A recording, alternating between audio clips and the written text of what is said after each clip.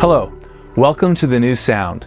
Today we'll explore what an outro is and how it relates to the music we make. So, what is an outro? Simply put, an outro is the ending section of a piece of music. It's like the musical equivalent to a book's conclusion.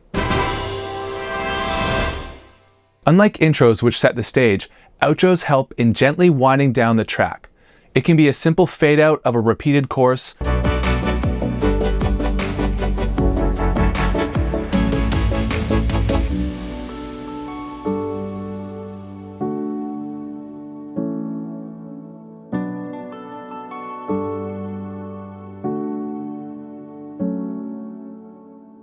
or even a completely new section to provide a definitive ending.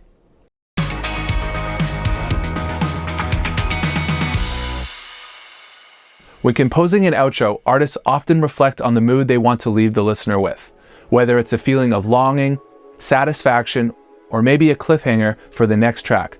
That's up to the composer. Outros don't need to be complex. Even a few simple chords can effectively convey the end of a musical journey. So, next time you listen to your favorite track, pay close attention to the outro. It might just change the way you perceive the entire song. Thanks for watching, keep creating, and I'll see you in the next video.